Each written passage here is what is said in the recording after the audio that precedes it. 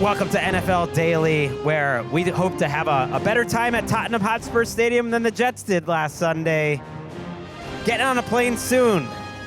Here in the Chris Wesseling podcast studio with my friends Jourdan Rodrigue and Colleen Wolfe. Yes, welcome to NFL Daily, presented by DoorDash. We have had a news day here, Colleen. Woo!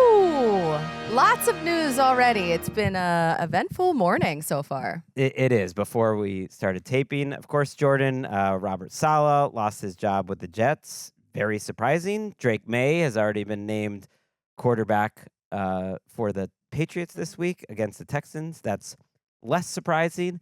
And all of this is just getting in our way and of our segment, Guys Who Rule. Guys Who Rule! I know it. So yes, we'll talk news. Hell yeah. For a little while first, and then we'll get to different guys who rule around the league, or maybe just around the world. I don't even know how creative you guys decided to go with this. We'll have to wait and see, Greg. We'll preview TNF, which is a fun one this week. Seahawks, 49ers for first place in the NFC West. Like, how are you guys? Oh, feeling great. You got your Philly sweatshirt on? Bills play at 2 o'clock. Very excited about that. Significant consequences. I know. Yeah. What was your first reaction when you saw the Jets let go of Robert Saleh? I was really surprised. It's a Tuesday. You know, they got back from London on Monday. They're 2-3. One game out of first. Like, the Monday Night Football game against the Bills is for first place. I did not see this coming. Neither did anyone covering the NFL. Neither did Robert Saleh, according to the reporting that's out there right now. Yeah, there were reports that he was, feeling positive about their chances this week, went into the building on Tuesday and was blindsided by the news. And how couldn't you be? And it's crazy because this is a team that, to me, has a lot of connections with the media. They're in New York. You got the front office in terms of the GM, Joe Douglas. You got Robert Saleh. Like, everyone has relationships here. I don't think anyone saw this coming. Well, I don't feel like I'm that surprised by it. Obviously, there are tensions in that building and evidenced by the performance in London on a huge stage.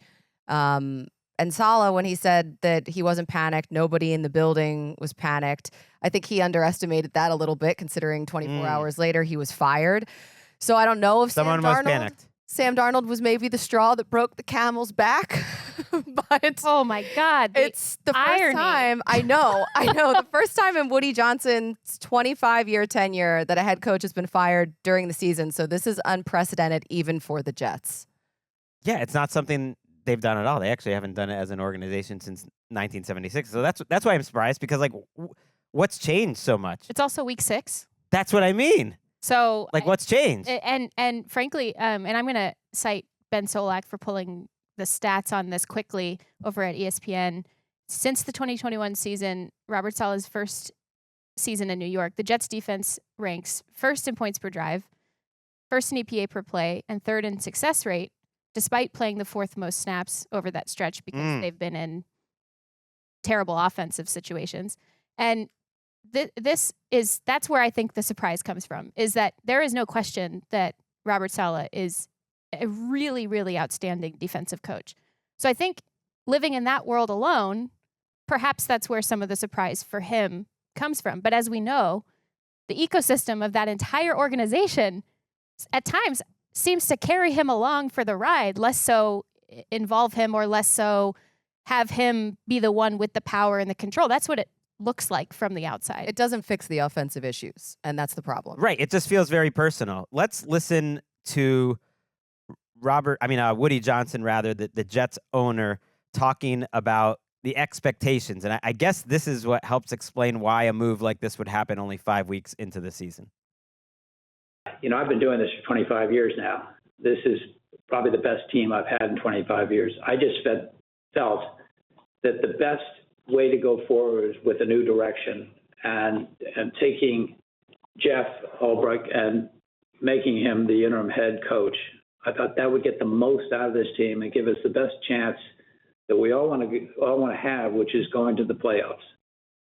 So Woody Johnson talking about this being the best Jets team that he's had potentially. It reminds me so much of what Shad Khan said before the season, that this is the best Jaguars team they ever had. And the way I read into that is that that's what he believes based on what he's hearing from the media. The media has, I think, an impact on these moves sometimes, and what he's hearing from the front office. Joe Douglas is out here, the GM of this team. He's 29 and 69, I believe, since he's taken over. It's a totally preposterous record. And I know he took over 29 and 59. Sorry, I want to correct that. 29 and 59 under Joe Douglas. Mm-hmm. He took over a tough situation, but they haven't improved much. Now, Robert Saleh has a .357 winning percentage.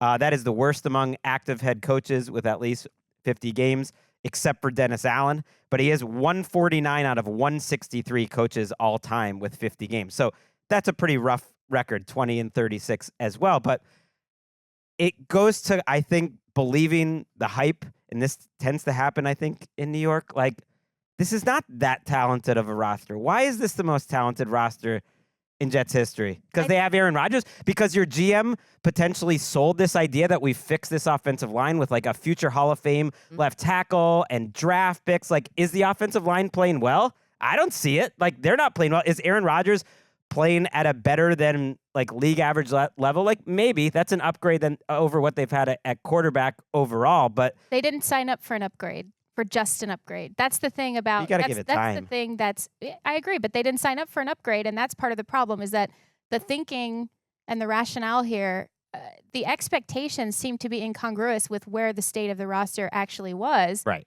And so it's sort of like, unstoppable force meets immovable object. The immovable object in this case is you are going to give Aaron Rodgers a little bit more time coming off that Achilles.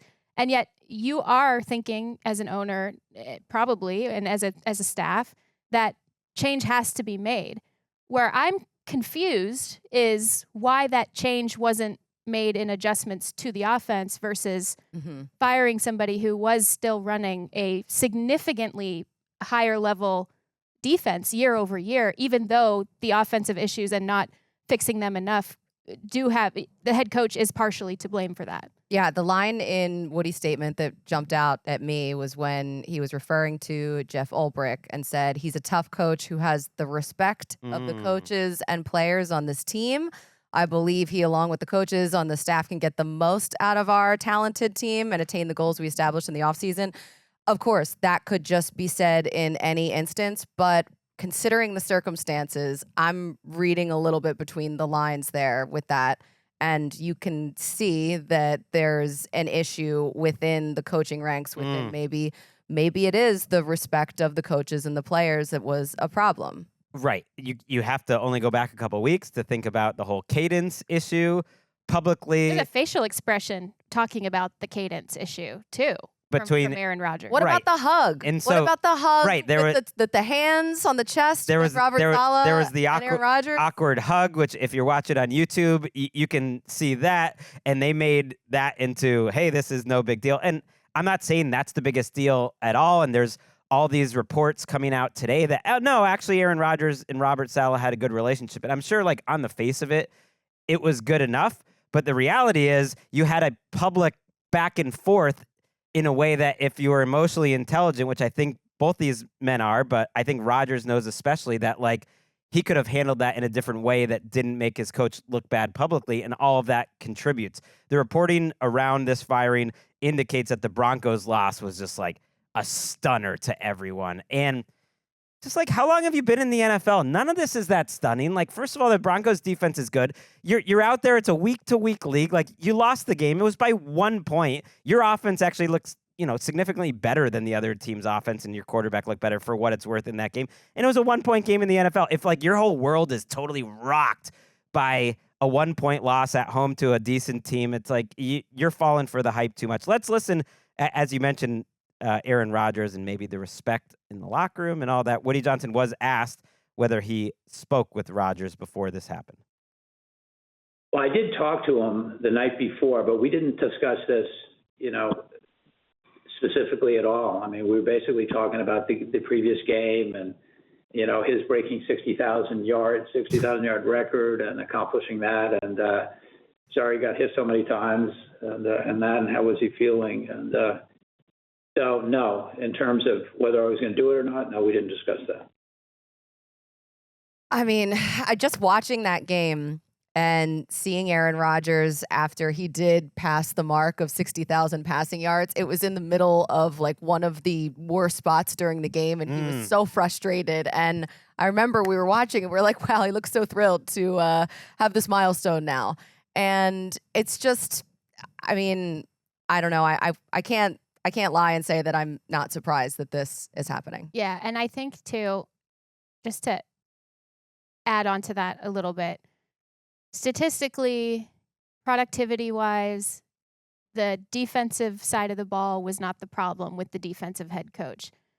And so if you're pointing to this being a football decision or something to maximize the talent overall on your roster, and you're not making that change or being patient with the side of the ball that is actually the one having the issue, or not quite meeting the, again, extremely lofty expectations, Right. not just placed on when those expectations circle around a team, any team, it does not matter what market you're in. It just clenches you down. You feel it in every like microscopic layer of that building when those expectations Maybe are like that. like in the perfect world here, it's like it's a vibe change because Ulbrich is a defensive coach too. You know, he's the defensive coordinator and he's in the same tree. So not much is changing from the more successful side. There's just like a lot to push back I'm just on saying that. you can't call it a decision made for the best of the football team without acknowledging that the offense was the one Yes. that needed more time. And it was interesting. Jeff Ulbrich said publicly today, we're going to take a deep dive on potentially changing the offensive play caller. When asked about that, I do not, he says, I do not see changes in titles and positions, but he's going to do a deep dive and trying to improve whatever process there is. So who knows? There could be some changes there. That was It is talked about before the start of the season, was it not? That they were going to look at, you know, what the offensive roles were. And Well, it was reported that they looked around at hiring someone over Nathaniel Hackett. And yeah, and you could couldn't close the see deal. Rodgers' visible frustration on the field to have him get the plays in faster. I mean, they kept cutting to him over and over again. It feels very coincidental that Robert Saleh, this last game of his as a head coach was against Sam Darnold in a loss, and his first game ever as a head coach for the Jets was against Sam Darnold in a loss with the Panthers. I have another one for you. The last time Aaron Rodgers was under an interim head coach was Joe Philbin. You might remember Oh yeah, Mike McCarthy got fired about 6 years ago now with Green Bay, and Philbin finished out that season. And the most exciting game in that little Philbin run was a 42-36 overtime win over the Jets and Sam Darnold. wow. It all comes back Wow. to Sam Darnold. This is the Sam Darnold podcast, everybody.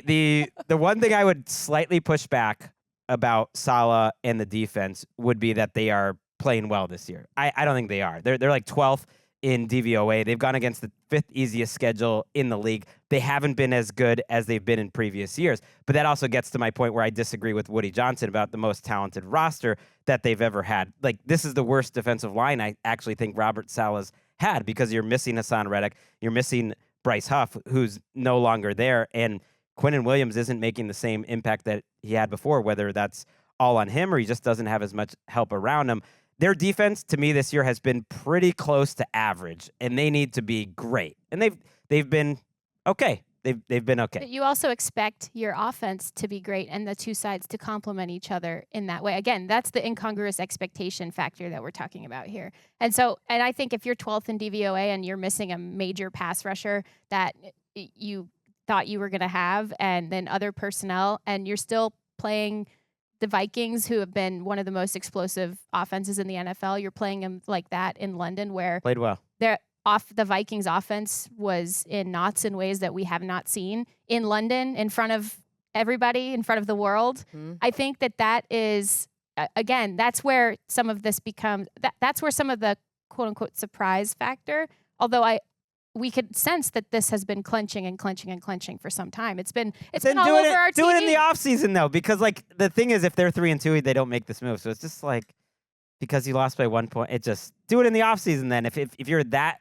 ready to fire Robert Saleh, do it in the offseason. And then all the reports just surrounding this with Jonathan Jones saying that Robert Saleh was considering firing Nathaniel Hackett. That's and a juicy one. the reports that Robert Saleh was escorted out of the building, and that's not something that is typically done. I just, would be interested to find out the real story here. Joe Douglas, by the way, also reportedly in the last year of his contract. Really hard to make a full change mid-season if you're going to decide on one.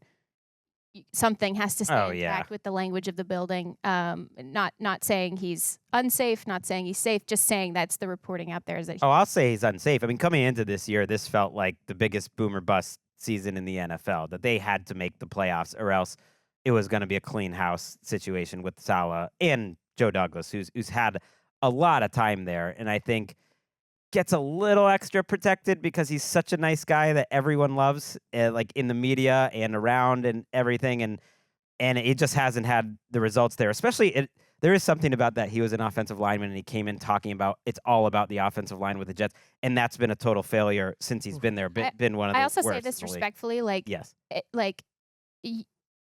Robert Saleh became a head coach for a reason, but you're also not going to sit there and say, yes, you should be autonomously choosing all of these different quarterbacks, like 6 different quarterbacks in New York. Like, that's the GM. The GM is, I'm seeing a lot of tweets that are being sort of attributing that the quarterback dysfunction and rotations and reshuffling, where it says Robert Saleh went through 6 different quarterbacks in New York. I'm like, Joe Douglas went through those quarterbacks too. I mean, this is a shared situation, which is why I'm saying it is interesting that he is. He drafted Zach Wilson. There's layers to this. The fact that Saleh was considering firing Nathaniel Hackett, who has that close of a relationship with Aaron Rodgers, it's messy, but that's been the case for this organization for a while. They have one winning season since 2010. They have not made the playoffs since 2010. They have 8 straight losing seasons. That is hard to do in an NFL where everything is set up for you to succeed. And yeah, it's hard not to think just like Eric Mangini on Fox last week saying he thought it was going to be a big deal, them playing in London where the owner was an ambassador and a lot of important people watching that game, and that game would hold a little extra weight. And it turned out that way. And that does remind me, like, Woody Johnson didn't hire Robert Saleh. That is always an important thing to remember, like who hired who. It happened to be at a time when he was no longer running the team. His brother, Christopher Johnson, was running the team. So you can only presume that Woody Johnson will be picking the next full-time coach. We'll see if it's a GM. I still think this team has a chance. Yeah. I mean, Jeff Ulbricht is a good coach. I'll say that. I watched him coach at the Senior Bowl this year. I was sort of shadowing a couple scouts for a project that I was working on for The Athletic and got to see how he runs things, how he operates, really how he connects with big Hard Knocks players. pop. I loved Jeff Ulbricht on Hard Knocks. He was awesome. Yeah, I think he's a really solid coach. It's always hard when you're an interim and it's like the organization is going to make whatever decision it wants at the end of the day, other than in a very rare case such as the Antonio Pierce situation where the players really speak up. And so this is a trial run for him. This is an audition for him. He's a really solid coach, but we'll see if this has a long-term And a former player, too, so he'll get the respect of the players. Interim coaches are all about vibes and energy. You're not going to change everything. And it's like Dan Campbell, fun interim coach when he was with Miami. Raheem was, too. Raheem, great one. Joe Vitt was a good one way back in the day. Raiders. Antonio interim. Pierce, certainly. No, but even before that. Starts with a B. Bisaccia. Bump. There. Yeah. Got it. Rich Bisaccia. Bisaccia, who now is with the Packers. And yeah, I think this Jets team, if I had to guess where they finish, it's about where I thought they would finish to begin the season, which is about 9 wins, 8 to 9 wins. And that's probably not going to be enough, but they could be in the mix. They win that Monday night game against the Bills, and they are tied for first place. All right, let's go to the other big news in the AFC East. Patriots named Drake Maye the starting quarterback. If you happen to listen to my Monday night recap with Bridget Condon, we kind of felt this one coming. She's from Massachusetts. I'm from Massachusetts. We had a healthy debate back and forth. I said enough about this. I'm glad it is happening. You guys are my favorite massholes. Thank you. I'm glad it's happening. I know it's a tough matchup this week. Everyone's so worried that the football player is going to have to play football, but I think he's going to be fine in the end, even if he has a completely terrible game, like every game has been for the Jacoby Brissett. I just think it's one of the worst offensive lines in the NFL. That's the thing that And, I'm worried about. The worst. Yeah, I would say the worst. Yeah, well, I mean, there's like Cleveland, for example. Yeah. But there's a line, I think. Like, yes, football players need to play football, but there is a line that you cannot afford to cross with a young quarterback. Since this is the Sam Darnold podcast, we've seen it crossed with players who still are developing, still need to really have a clean environment around them in order to actually operate and do football things. I think that if you cross that line where playing football actually isn't playing football, it's merely surviving, that's where you start to run into problems. So if they can try to That's at a least coaching build, issue to me. if they can just at least as try much. to build Right? an environment around him that allows him to at least get cleaner reps, then that's great. Football players do need to play football. But again, there's a difference between playing football and getting meaningful reps and simply surviving. Like, when can you promise me they're going to have some clean reps in Foxborough? 2027? Like, there's no guarantee. That's why they were playing Jacoby Brissett. Right. Like, but that's from what I've seen and what I think, they're like, I agree. Like, Darnold was put in a bad situation, but I've just seen so many quarterbacks be put in the absolute worst situations and be fine the next year. You really think that Like Alex Smith, like Eli Manning, like some of the worst situations in NFL history. And if they're gonna have a career, like they'll still have a career. And he's probably, by all accounts, he's a better football player than Jacoby Brissett. Really, you It has think as to a mean rookie, something. he's going to come in here behind this offensive line and an offense that is so bad at scoring points and can't get anything going, and all of a sudden this rookie with no reps is going to shine? No, I don't think that's gonna happen. But I think Greg wants him to feel pain and then get better. But I think experience. Is that the Patriots way? It's like, I think experience he's is got good. the hoodie on too. He's like, I think experience is a good thing for I young agree with quarterbacks. you. I am not and young disagreeing. players. Like, you put out these fourth round, like they've got rookies that have never played and don't know what's going on the offensive line. Is it too early to put them out there? You know what I mean? Like, they have just as much responsibility. I think that comparing that very uniquely disastrous situation up front with other situations that have their own circumstances and variables is probably not the way to go here. But I think that, again, I'm not disagreeing with you. He needs to play football. I am not disagreeing with you there. I am simply saying there is a difference between taking reps as meaningful reps that build something that actually advance the progress of a young quarterback who is developing, who will one day lead that organization, and simply surviving and simply developing bad habits because there is no chance you're going to get anything to do other than survive and protect yourself. Is Drake Maye more mobile than Jacoby Brissett? I mean, by a million factors, yes. So then maybe that ends up helping him a little bit? I think part of it is they're giving him all these reps in practice, and this is just like little He probably looks whispers. great. And He probably looks great. The It's like, we got to play and this the teammates are just kind of like, come on, bro. Yeah. Like, come on, play. And it's a play tough the guy. spot. It's a tough spot because you also don't want to be the quarterback who's like, oh, they're shielding me. Like, you can't Right. win over the locker room. Jacoby's that a way. good player. Like, if he was with the Browns right now, they would have a winning record. Like, him and Kevin Stefanski make beautiful magic like that. Like, he can play football. It is a brutal situation.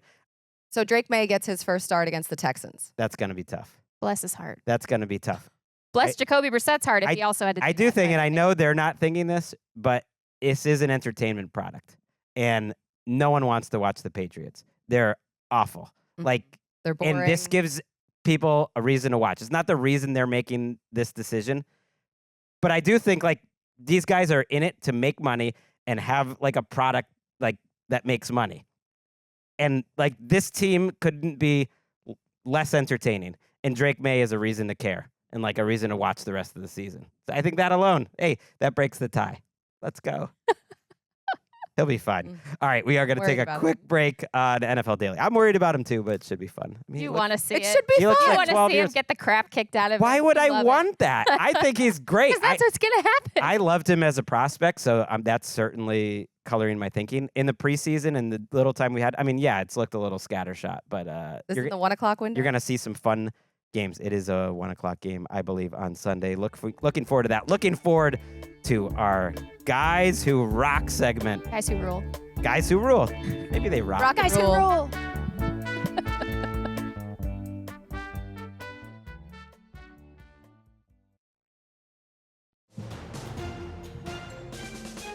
Back on NFL Daily. It's a segment that's taken many different forms. It really has. Gestation.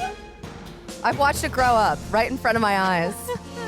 I've got a suitcase packed in the newsroom. I'm headed I've heard on an a airplane. lot of stories about the suitcase, Greg.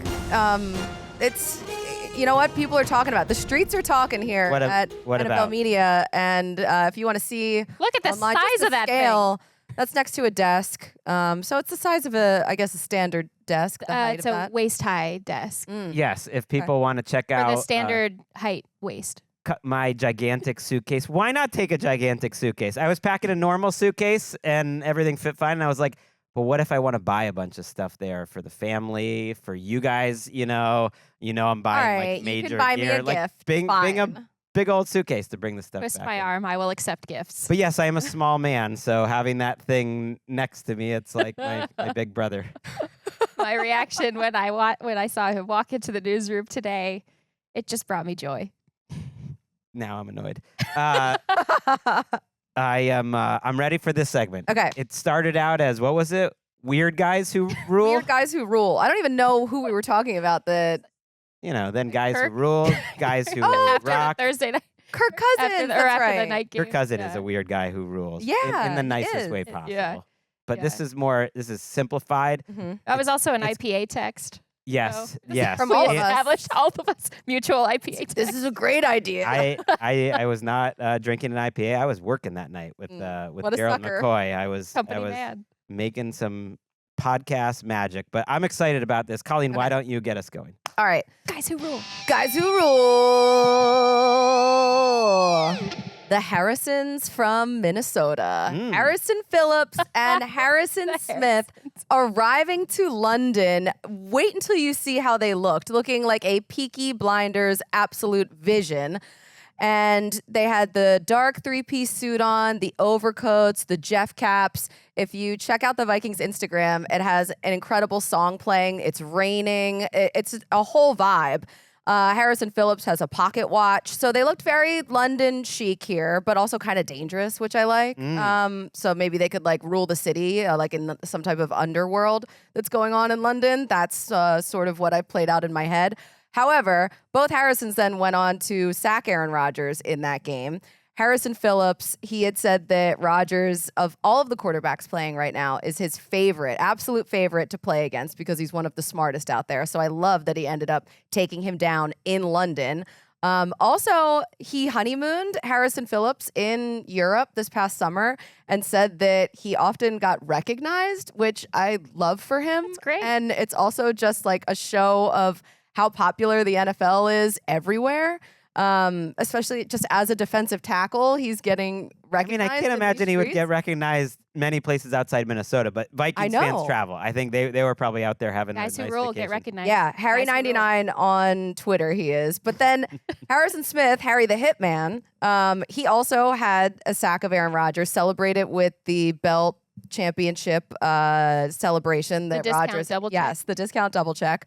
And then there were all of these fun things that I saw about him, how in the offseason, this past offseason, when free agency was approaching, he kind of forgot that free agency was coming. And he was like, oh, I should talk to my agent about this because he was working as a carpenter and a welder with his brother-in-law. Wow. He also fixes bicycles and builds furniture. And a couple of off seasons ago, he bought a plot of land and talked about renting bulldozers, digging ditches, and laying the wiring because that's the most fun thing to do in the off season. So Harrison Smith and Harrison Phillips, the Killer Harrys, I love them. They rule. I can't believe how much Harrison Phillips rules. I mean, listening to you talk about him for a while until we got into some of the track. What was the thing at the very end that he was buying the plot of land for? The bulldozer, that's bulldozer. Harrison Smith. Okay, that's Harrison. He also has his pilot's license. Like, what? They all kind of almost sounded like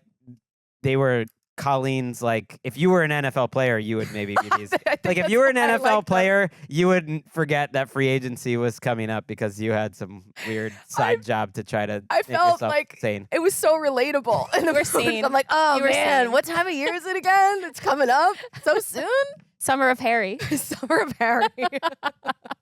Yeah. I also like that we talked about a Vikings player other than Sam Darnold. All right, you go. Another guy. I had one too. Vibes alone. Van Ginkel as a Viking. But Ginkel! I want to get to guys who rule. I want to get to a safety cluster first. Okay. Cluster of three safeties who I think totally rule. Jaquan Brisker, Jesse Bates, Xavier McKinney. Big NFL wants you to devalue the safety position, but these three players are perfect representatives of the 2024 defensive renaissance. They are physical enough. They can roll down to blitz or defend the run, although Xavier McKinney plays deep. They can play in the slot. They're fast enough to rove the field, and they're legitimately affecting games week after week. Jaquan Brisker, hope he and Tommy Tremble are both doing okay, by the way. A sack, a pressure, an interception, 2 pass breakups, 1 forced fumble, and 40 tackles.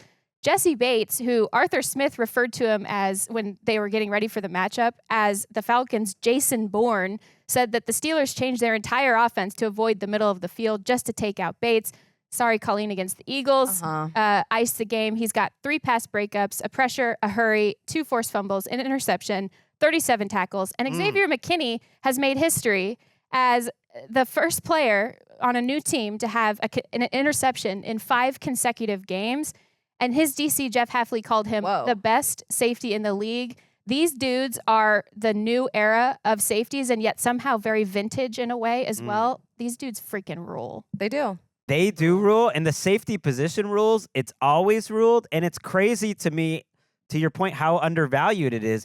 You can get a pretty mediocre cornerback in free agency for more money than the top of these safety market gets. I mean, McKinney ended up getting paid pretty well, but when you compare it to other positions, it's really not that much. And I think you said it very well. They are showing that they are way more valuable than, let's say, than like a slightly better than average cornerback. I agree 100%. And they're being asked to do more, too. They're asked to play more positions. This is the true hybridization of the defensive backfield. It's happening there. You're watching more safeties play in the slot than ever before. You're watching sub packages feature multiple safeties versus relying on corners. And you have to, because offenses are understanding that now they're getting bigger and more physical, and they're trying to attack smaller defenses. Okay, well, enter guys like this who rule.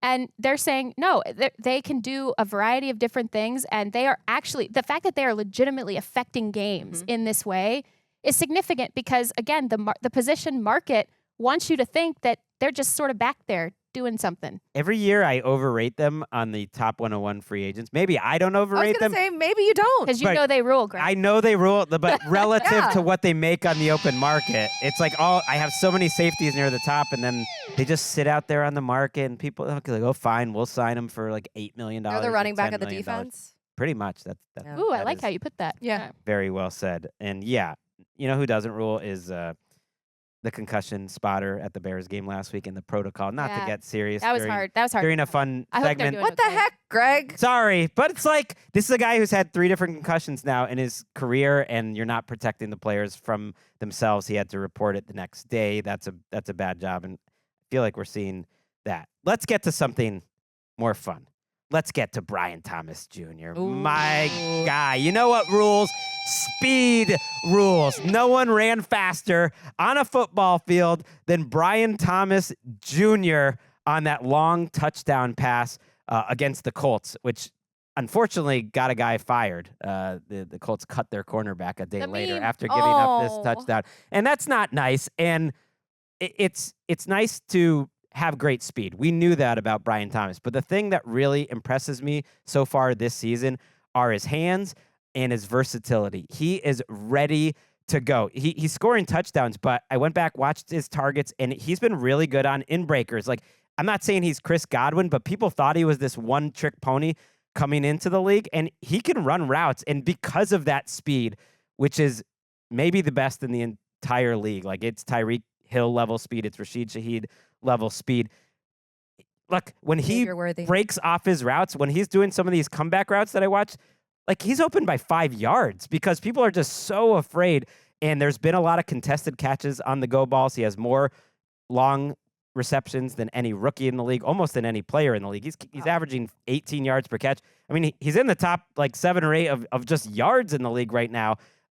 He is absolutely awesome. And yes, does it help that he's helping to confirm my priors? Let's throw up the tweet I had. Yeah, before the draft when I wrote my only draft take so far is that you can't take Brian Thomas Jr. too high. Okay, fine. Feeling good about that one. Good. Surprising segment twist ever. I'm feeling good.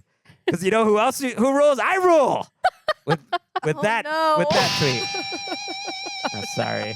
I was not expecting. Security had to escort Gregg That just Rosenthal burst out out of of the him. building today. There's just been a lot of shows this week and not a lot of sleep and packing. He had and- soup for lunch.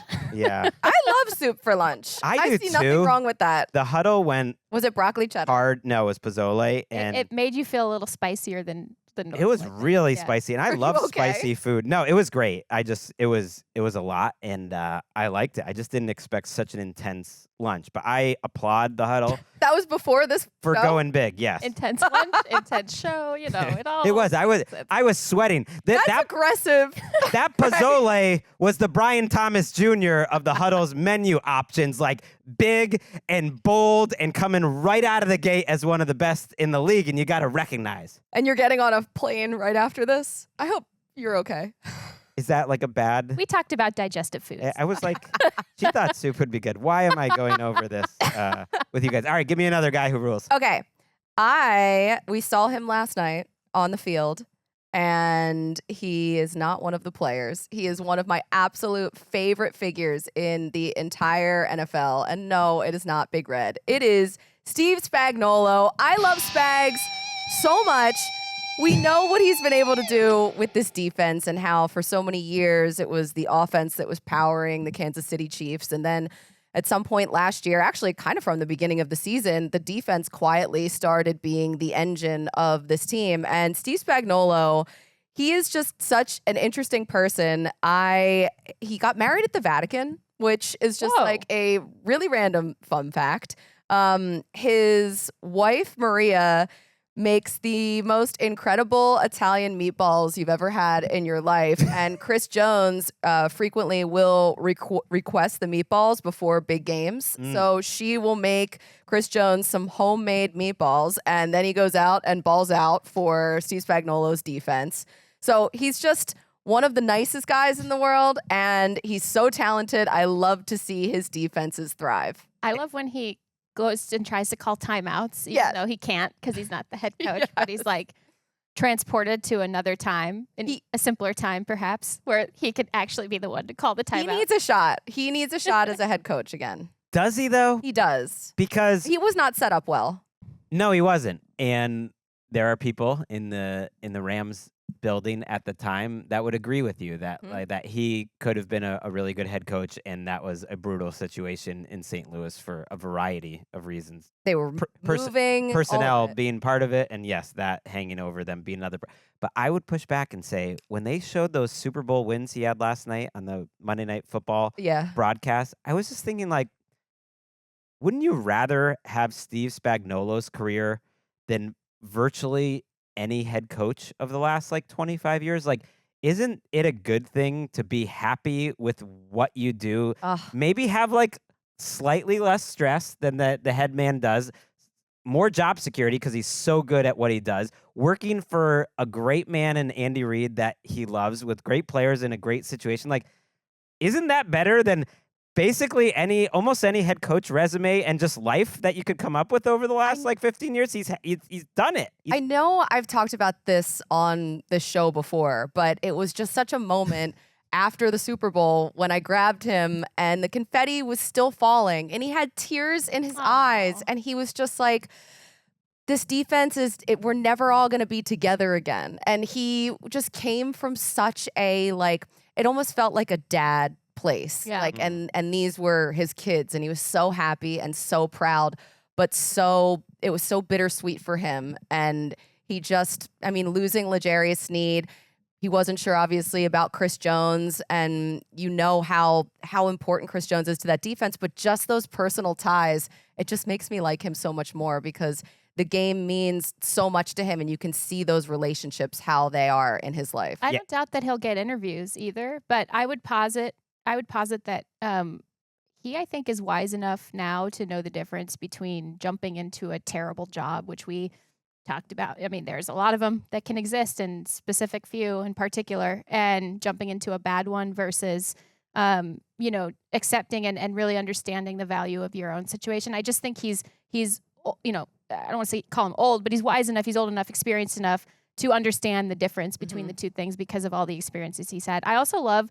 that he reminds me of like someone who could be running a surf shop in Ventura. Yes. You know, like, and then, but He then has a shore house down at the Jersey Shore. okay, so then I was like, there's something beachy there going on. Yeah, there's something paddleboard situation. Good job, I don't know. Jordan. Yeah. I love that, and they're getting better every week too defensively. They're sort of the opposite of the Jets. They've had the second toughest schedule for defenses, and so that's why some of their numbers aren't like amazing. But now you watch in a game against like a Saints team, which isn't quite as good, and they dominate, but they've had to play Baltimore, they've had to play Cincinnati. These teams always get better as they go. And you're right, you're kind of like if I had a Colleen doll and you like pulled the string going at the with it. back to make her talk, like Colt stuff would come out and Steve Spagnuolo stuff would come out. There's always like every couple months we need a nice little Steve Spagnuolo. Bag season. It's starting early this year. I absolutely love it. All right, give us Okay, Pat one. Surtain. Okay. Rules. That's a good one. 2 interceptions against the Raiders, including a 100-yard pick six, during which he reached a top speed of 20.92 miles per hour, Whoa. according to Next Gen Stats. 4 targets across 40 coverage snaps, so highly productive on the targets that he was given, I guess. So he has shadowed Mike Evans, DK Metcalf, Garrett Wilson, George Pickens, and collectively allowed against those guys 8 catches for 85 yards and then just 2 more receptions this last weekend. Crazy. He's not actually been targeted much because why would you target him? But it's when he is, it's a 52.7 passer rating. And guys, this rules the most. Next Gen Stats always does these matchup boxes on their website. And they always go, Pat Surtain versus X receiver, Pat Surtain versus X receiver. And from the Raiders game, it literally just says Pat Surtain versus Raiders offense. This guy freaking rules. He absolutely does. And I do like that more than other positions. It does feel like one cornerback always has the belt. That more than other positions. And maybe it's because they like to talk it up and it's the bravado of the position and you're just out there on an island. And there's always like one quarterback who has it, cornerback. And right now it's Surtain. I want him to. Does he have a cool nickname? I want people to think. No, I'm not sure. He's I feel like he's he at that should, status, yeah. like lockdown status, to where I think he deserves. There's just like so few players in the game that even get a chance to do that. Like Sauce Gardner could do that, but they don't use him that way. You could call him Certain instead of Surtain. Not bad. Yeah, It's fine. It's Absolute fine, but we certainty. need to start somewhere. It's fine. All right, you know who's not fine? Having a trouble here. I'm not going to go under the radar. I'm going to go with CJ Stroud just because there are few players in the NFL that I would rather watch or hang out with. Like, he might be number one at the apex of just like, hey, if you could just get a beer with a player, CJ Stroud. He just seems like an awesome guy. But also, if there's one player I could choose to watch play the quarterback position, and I think if I was starting a team and just one quarterback I could have, I know there's a lot of great ones. It's CJ Stroud. I mean, some of the plays that he made in this Bills game, and yeah, he had the 2 turnovers. And if you're watching it on YouTube, you can see on the coaches film just these throws into absolutely tight windows. He's the type of quarterback I love. Like, to me, he sees the game so beautifully. He can make every certain throw that you want to make, whether it's touch, whether it's power. The accuracy is crazy. He knows when to go for it. He goes through his reads so fast. And I think right now, he and Nico Collins are playing so well. It's totally covering up for a poor coaching job by this Texans offensive staff. Like, they are sloppy, not just the penalties and the terrible run blocking, but even the passing game seems a little disjointed, and there's a lot of pressure in CJ Stroud's face, and he just makes it work, and he would never blame. If anything, he is building everyone up around him. He seems like a true leader. He is my favorite player in the NFL. I think Geno's there too, but just like, he is the dude, CJ Stroud. Yeah, he rules. And you know what I like about him too, among many things, is that you knew that the defenses of the league were going to try to catch this offense this year. They were going to try to do different things to try to expose some of the weaknesses. Not having Joe Mixon also really has hurt them as well. But in terms of that lack of, I guess, cohesion that you're talking about, you knew that they were going to try to disrupt them in certain ways. But you have an elite problem solver in CJ Stroud. Not only do you have an elite tool, if you're a coach, an elite tool with which to problem solve, because CJ Stroud is that person and player, but he himself is doing that. He's not repeating mistakes, really. Very rarely do you see him make the same mistake twice in one game, let alone twice in one season. And that's other than the fact that he knows ball to the point where his quarterback and league takes are excellent. Love that. And I love that he like doubles down on them too. Like he knows that he's right, and he kind of reminds me of you in a way, Greg. Like, Oh, wow. knows that he's right and doubles Oh, down. Don't tell Greg that. My God. No. We build him up just to break him later in the show. That's but yeah, he rules. I'm with you 100% on He this. gets better every single week, it almost seems like. And the only thing I'm worried about now is Nico Collins being hurt and how that kind of changes the offense with all of the things that he's already making up for. I think it would have been natural for him to take a little bit of a step back this year, with defenses preparing. And I think that is sort of happening opposite him, but he is just too good and too smart to let it happen to him individually. Problem solver is a great way to put it. Let's do a speed round before we go. So we'll just be quick on these. Okay. Rapid fire, go for it. This is super quick. I will let you guys listen first to who my guy is that rules. Okay. Here we go, second down and goal. Mahomes in the gun, the 2 in New Orleans. Pirine in motion. There's the shotgun snap, the fake handoff, the quick throw at the goal line. It's deflected and it's intercepted on the play by Saunders. He runs the big man, the 10, near sideline 20, on the near sideline 30. Got a blocking from behind. The former Chief is taken down. The Saints big man got it on the ricochet at the goal line on a pass intended for Smith-Schuster. That was a thick pick.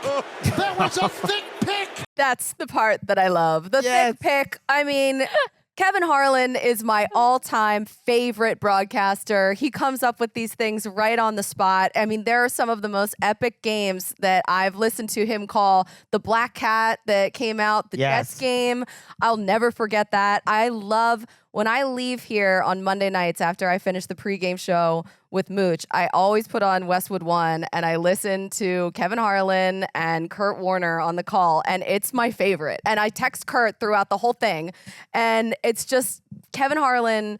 His voice is incredible. He's on it all of the time, and he's funny. He's low-key funny. Maybe high-key funny. I don't know. I mean, as he's making that call, he is thinking in his head, thick pick. I have this to button it at the very end. And he's such a good broadcaster. No fault of Ross Tucker there, who's filling in for Kurt Warner, because I recognize that. Ross did a good job of letting him take the lead there. Absolutely, but Ross did kind of come in and stepped on the thick pick. So Kevin Harlan knows I need to say it again. To make sure everyone hears it. What a great call. I love it. Exactly. That's my guy.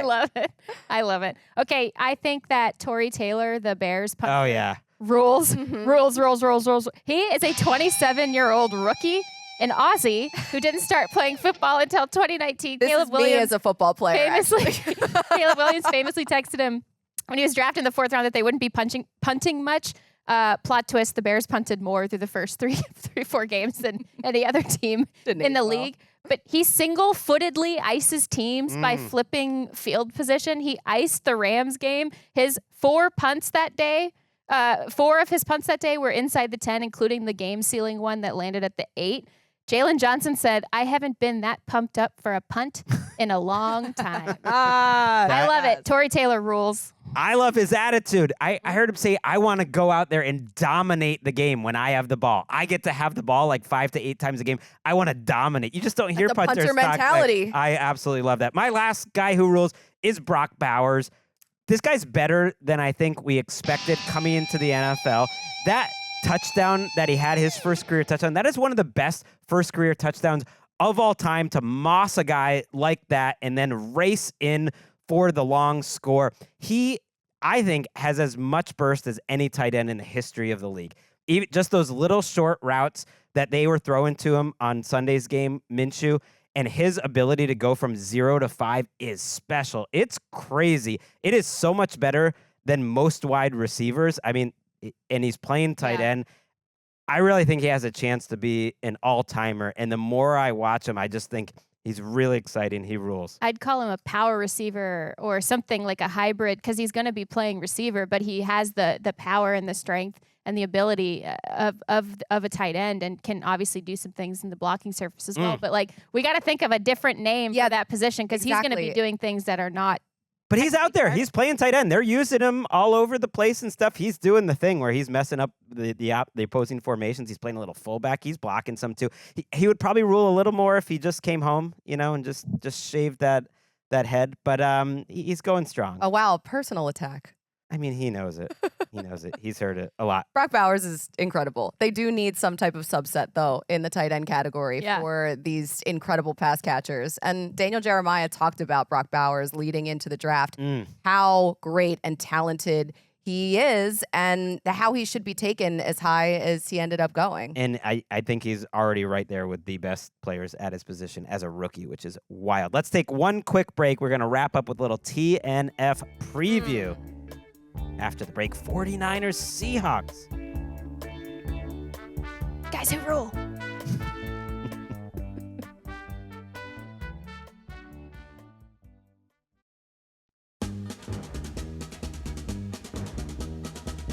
Oh yeah, it's time. Time for your Door to More presented by DoorDash. Talking 49ers Seahawks. Interesting timing for this game on Thursday night. I'm going to miss it. I'm at least going to miss the TNF recap. Timing? No. That both teams, I think, are coming off of humbling losses. Losses that make you question your team inside the building, that maybe we aren't as good as we thought we were. Now they're facing each other. 3-2 Seahawks, 2-3 49ers. We could have a situation, Jordan, where there's not a team in the NFC West with a winning record after week 6, which is pretty surprising for what we thought was going to be one of the best divisions in football. Yeah, and it still could be down the stretch. Guys get healthy on a couple of these teams, but this is going to be an interesting game, not just because the stakes feel high in terms of needing to get back on track a little bit, but you can see certain flaws that might not be fixable just by getting people healthy, getting people back in the roster on both sides. 49ers defense looks a little suspect, more suspect than we thought it was going to look. And then on the converse, the pressure, I mean, it's just awful. You could see it start to wear a little bit on Geno, who's having to complete over 55% of his throws under 2.5 seconds or less. He's been playing outstanding football, but how sustainable is this when the tackles are not holding up in a big way? Sunday was crazy. His time to throw was like 2.3 in that game. He's like Aaron Rodgers out there. They're both just getting rid of the ball so quickly. But Geno's not doing it because he doesn't want to get hit. In fact, he's running better than ever. He's one of the most rushing values in terms of EPA and QBR in the league. But he's doing it to try to make positive plays happen. Right. Because there's nothing else they can do. Because the pressure, the outsides especially, the interior is giving up. Some, I think it's like 38 pressure, something like that. But the exterior is now what really, at least you thought, Charles Cross was going to hold up, but both of those tackles are really struggling right now. They are. And I mean, to your point, Greg, the losses that they're coming off of, I mean, I was so surprised that the Seahawks lost to the Giants and that the Giants looked as good as they did. So the Niners, though, too, I mean, blowing that lead, now they're 0-2 in the NFC West. They're 0-3 in the NFC. All of this is going to factor into a potential tiebreaker at the end of the season. So this game is so massive. It's almost like who is more desperate, and it shouldn't be this high of stakes this early in the season, but it actually is. And the Niners are having massive red zone issues without Christian McCaffrey. They can't figure that out. 6 red zone trips, only 1 touchdown. They were the best in the league last year in red zone efficiency. So there's just a lot of issues on both teams that they need to figure out on a short week with a lot of injuries. And they can't even rely necessarily on their field goal unit at this point, even if they do struggle in the red zone, because Jake Moody has got a high ankle sprain and they had to go sign Matthew Wright because they were in sort of a sudden change who is kicking the ball for us situation in the last game. So even with the red zone, you can't be certain that they'll come away with points at all in that situation. Right. And the Seahawks probably look at the 49ers, if they're being honest, and say, hey, actually, this is a team that we should be able to protect Geno Smith against. Yeah, they have Nick Bosa, but hopefully, Charles Cross can help there, and you chip him when he's on the other side. But other than that, it's pretty thin in terms of the 49ers pass rush. And they had that one week where you play the Patriots, and everyone feels good about their pass rush after they play the Patriots, and then it's a comeback down to earth game. They're a little banged up there, but they also lost Yetur Gross-Matos, who is playing at defensive tackle. I didn't think they were as deep as they could have been to begin with, and then they've had injuries on top of that. So it's not the 49ers defense that that in theory you love. The Seahawks would love to run the ball, I think, a little bit more and better. They are number 1 in the league the last month in terms of neutral, like, passing rate, which means on normal down and distance, they're just passing the ball all the time. You would like to see Kenneth Walker get involved, but it's partly because they don't trust their run blocking that much. I came away from these 2 games a little stunned. Like, if you just watched it on Red Zone a little bit, or you saw how the 49ers blew a lead, or it was the field goal block in Seattle, and you think, okay, well, that sort of thing happens. It's like, no. The Giants could have won that game by 20. They dominated in both trenches. They were the better team by a good amount. And the Cardinals were similar. I think the Cardinals were a better team that day, who had some bad luck on a return touchdown, and they still found a way to win. That they kind of got physically manhandled. You just don't normally see that with the 49ers. The Giants ran all over the Seahawks in this game, 175 rushing yards, where at the Giants, they were averaging about 85 rushing yards per game coming into this. They also didn't have Devin Singletary, so it was Tyrone Tracy, who had 129 rushing yards on 18 carries. Like, he went off. Yeah, if there's one coach who I know is going to just hunker down and run the ball at somebody, it's going to be Kyle Shanahan. Yep. Mike McDonald's had to stand up there at the lectern and talk about unsound technical work and fundamentals and gap accountability in the run game almost every single week. Now, this was a defense that was supposed to make that area one of its strong points. I look at their linebackers, and it's a problem. They got cooked by Brian Dable. Brian Dable came in there and was like, hey, you guys are on a short week. We've had a little extra time from Thursday Night Football, and he handed it to Mike Macdonald. It kind of reminded me of the game that helped get Mike Macdonald this job, Mike Macdonald versus the 49ers, when it was Ravens, 49ers on Christmas Day. I can't forget it because I was here, and that matchup is what partly got Mike Macdonald this job. Can he be the Shanahan killer? Can he be the McVay killer? Like, we'll see when he plays the Rams this year, but that to me is fascinating. He does not have the players at linebacker that he had when he was with Baltimore. No one really does, that the 49ers do, frankly, with Fred Warner. And so he's having to adjust, and they were a big-time problem in the running game and the passing game last week. The Seahawks rushing defense for the 2024 season, they are allowing 4.5 yards per carry and 5 rushing touchdowns so far. And this is going to be a Kyle Shanahan 49ers team that I don't think will have any problem hunkering down and running the ball. No, Mason's looked awesome. I mean, he had that fumble last week, but Yeah. he literally has more yards than any 49ers running back in history. And I remember when that so first good. game that he came in, and I was doing the pregame show for it, and we were like, okay, well, it's going to be Found Jordan another one. Mason. And what? Should we pick it? I don't feel good about the Seahawks right now, but I will pick them because that's what I want to root for. Really?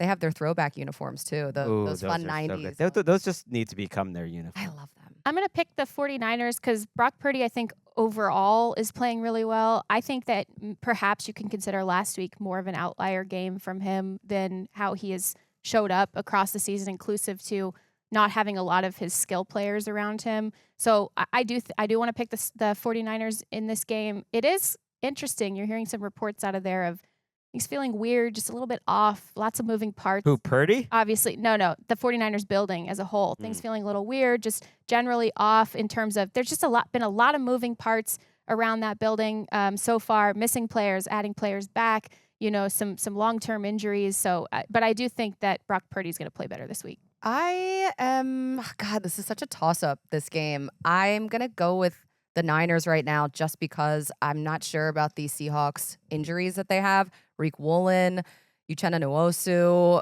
Byron Murphy. I mean, these are significant players that aren't playing right now. And I mean, they put out the estimated practice report today, and that would be a do not practice for them or didn't participate. So it's just, that's going to be the determining factor. Yeah, they got Nwosu back, who was supposed to be their best pass rusher for less than a full game, and he is now going to injured reserve with a thigh injury, which was a new injury. That it's good that you point that out. Talanea Hufanga is reportedly going to miss about a month or so with a wrist injury. Although his replacements looked really good. I thought Malik Mustafa has made some plays for them, so that's been a nice find. We do have some news, surprisingly, at the end of this show. Derek Carr is expected to miss multiple weeks with the oblique injury that he suffered against the Chiefs. The Saints have 2 games in the next 9 days. One of them is against the Buccaneers, a big division game, and then the Sean Payton comes to New Orleans game, and they're not going to have Derek Carr. That is a bummer. Really interested to see if they're going to start Jake Haener or Spencer Rattler. Well, Mike Garafolo is saying that Spencer Rattler is a strong candidate. Let's go. Good. In Derek Carr's absence, and he cites sources telling himself and Ian Rappaport. That is awesome. That's good teamwork. Thank you, Jourdan, You're for helping us out there, because I really loved what I saw out of Rattler in the preseason. He is not a normal 5th-round pick. He is talented.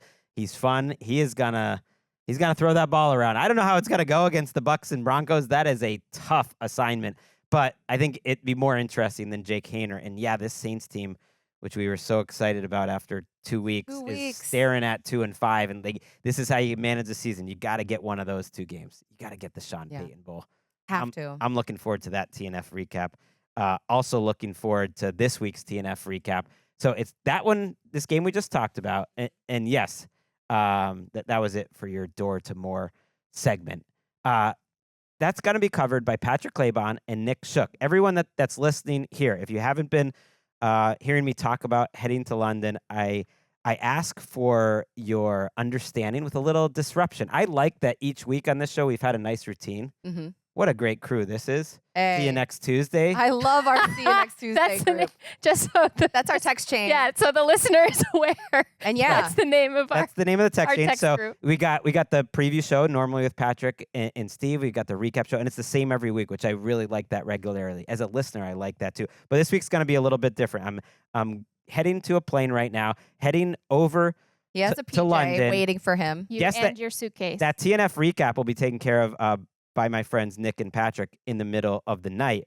But before that happens, we're going to have a preview show going up a little bit earlier. And I mentioned that because I'm going to actually tape it at the Greenwood Sports Pub in London. Ooh. And I don't know. I'm just like throwing this out here. Fun. Should I just have people come by if you want to? Are you asking us? Yeah, I don't know. I'll be right there. Yeah. If any listeners want to come by. Now, it's not going to be like a live show or anything. So maybe show up like before, and it'll just be a nice place to have a beer. And then after we're done, meet up. We can have some beers or some fish They'll and come chips. out. I had a meetup for ATN when I went to London. So that is at the Greenwood Sports Pub. It's Thursday afternoon, so I know people are working.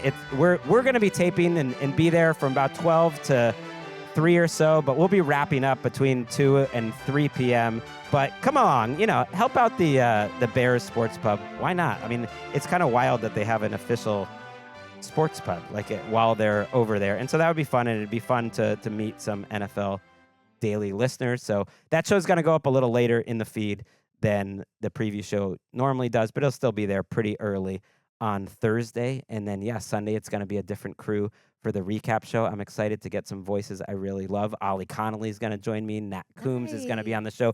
Phoebe Schechter, who I work with at Sky Sports, is going to be on the show. So it's going to be a lot of fun. I'll miss you. Awesome. Yeah. But I so won't. Much fun. But we'll see you next Tuesday. Right. I know. I was going to say, they said, hey, how do you want to do this trip? I said, well, we can do it, but only if it does not disrupt the Colleen and Jourdan show. Can't interfere with it. This is such a pivot from his outbursts earlier. I know. What's coming down the pike here? I need to get you in my favor before I leave. You never know what could happen. I hope I make it back. All right, let's go. That was it for NFL Daily. Thank you for watching NFL Daily, presented by DoorDash. And yes, when it's time to head over to London, you know that football is back. See you on the other side. Have fun.